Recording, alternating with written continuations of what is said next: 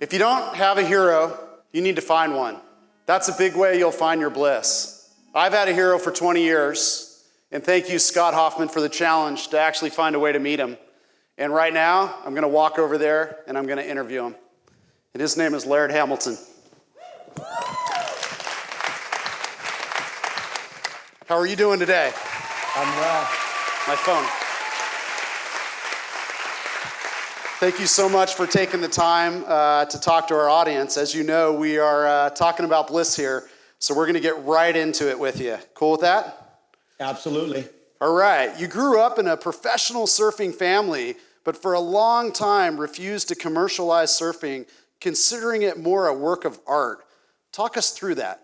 Well, first of all, I didn't like the competitive format of surfing. I don't like to be judged, and I don't like to be told what to do. So those are two bad combinations for subjecting your surfing to professional judgment and a tour. So, and I just felt that it was a little bit like music or dancing or something, or food or something where everybody has their own style and their own form of expression. And then it's just a matter of, you staying true to that. And when should we try to make money from our bliss, and when not? Well, I mean, we have to survive. So at a certain point, it's easy to be discerning and to not make money from something if you're already, secure. But if you got to feed your family and survive, then you have to figure out a way to subsidize your art. I mean, for me, I've been fortunate to actually make a living from my sport, but you have to be pretty creative, and at times I've had to subsidize it with other types of work. But I think the most important thing is just to stay true to your beliefs and don't compromise your values and your morals as best you can to survive. I think that's an important part of the whole piece, is just not subjecting yourself to just, okay, I'm going to be sponsored by this product that's totally bad for you and hurts other people too, but I'm going to do it to survive. I think there's a time to say no. Yeah. On August 17th, 2000, you dropped into what Surfer Magazine called the heaviest wave ever ridden. Can you tell us what was going through your mind at the moment you dropped in? Well, I had missed an earlier wave, so I was pretty adamant about getting into one.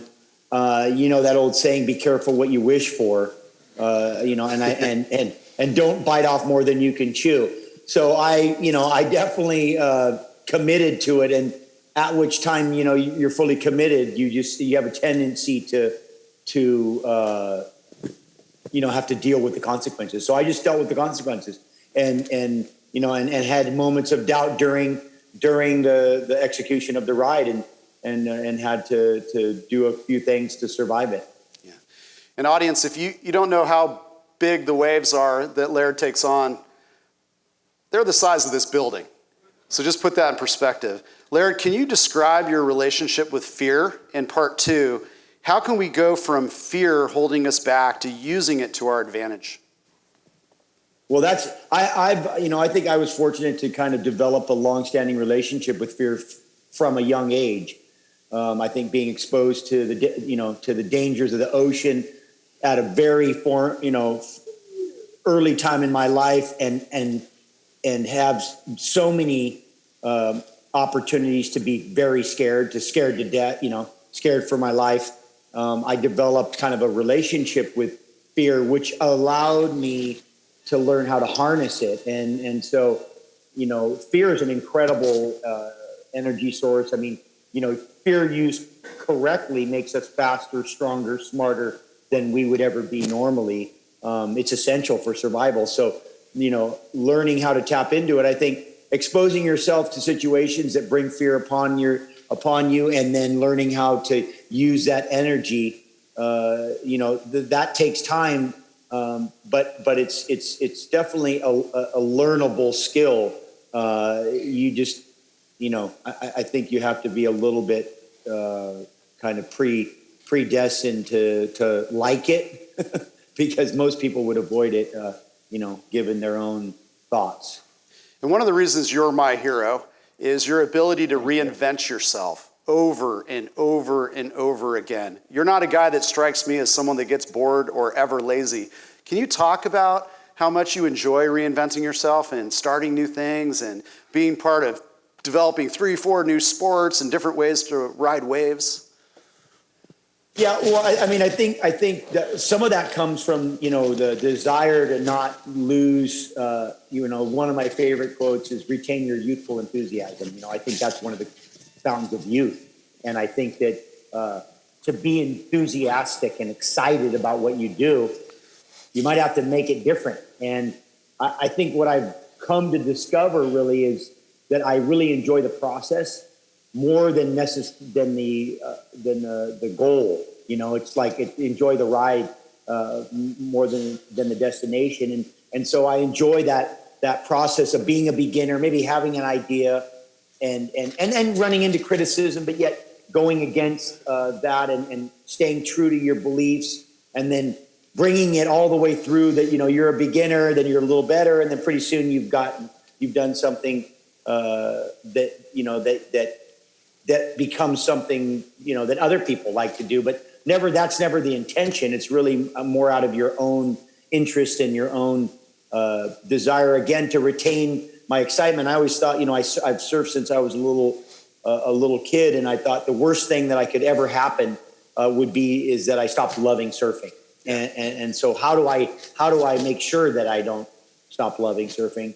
And I think that's been one of the driving forces behind being creative.